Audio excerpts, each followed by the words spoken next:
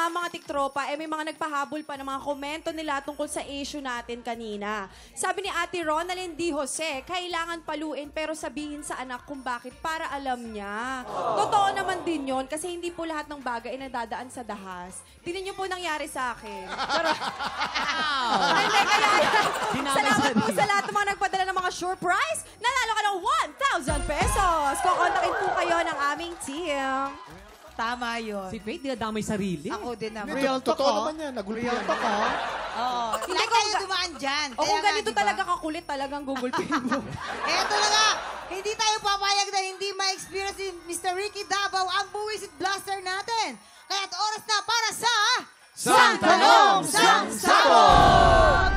Ayan, Sir Ricky, paki-invite po muna lahat para sa Love Before Sunrise. Well, again, maraming salamat po sa lahat ng mga nanonood ng Love Before Sunrise. Ano yan?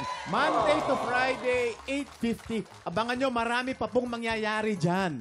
Tsaka meron ka pa sa teatro, yung ginagawa mo theater. Isasali ko na rin po. I'm doing a musical now, a new musical. Silver Lining ang title. Lalabas po ito sa RCBC Theater October 20, 21, 22, tapos 27, 28, 29. RCBC Theater. Silver Lining po. Ang ganda po niya, Silver Lining. Eto na nga. Let's go! Sir Ricky, ang katanungan, magpapasabog ka na ba?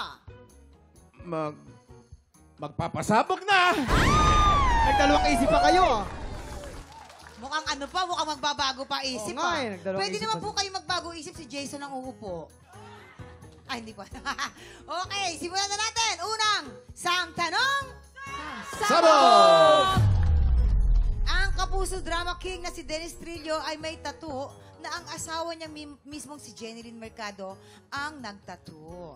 Anong design ito? A. Pusa. B. Puso. Yes, ladies. Pusa or puso? Siyempre, love of his life si Miss Jeneline Mercado. Tapos, hindi naman siya tattoo artist, kaya siyempre, simplehan lang natin. Puso. Puso. Tama. Heart, heart lang. Love, love, love. Aba, puso daw. Bakit puso? Kasi madali eh. Madaling i-draw my life. Madali. Okay. At saka maglalagay pa ba ng pusa sa asawa mo? Diba? Hay nako. Itong mga kababaihan natin, walang alam sa history eh. Kaya nga eh. Alam niyo ba, ang pusa sa ancient Egypt ay simbolo ng divinity. Yan, divinity.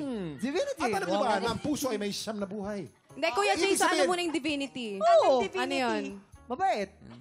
Divinity. From the root word divinus. Divinus, Ibig sabihin divinus. divine o mala-Diyos, maka-Diyos. No? Yes. Ngayon, siyam ang buhay ng pusa. Therefore, pag siyam ang buhay ng pusa, siyam din ang pusong ibibigay. Siyam din ang pagmamahal na ibibigay. Yun naman Pusa pala. ang tattoo na nilagay niya. Yeah, pusa. Ngayon Madali, po, tsaka madali ding i-drawing yung pusa. Bilog, buntot. Buntot. Oh. drawing ng mga kinder. Yes, Sir Ricky, ano po magiging kasagutan nyo? Pusa or puso? Kasi sa taping nakita ko si Dennis Lagot. na topless. Ay! Opo. Nakita ko, hindi ko naman matitigan dahil nakakahiya.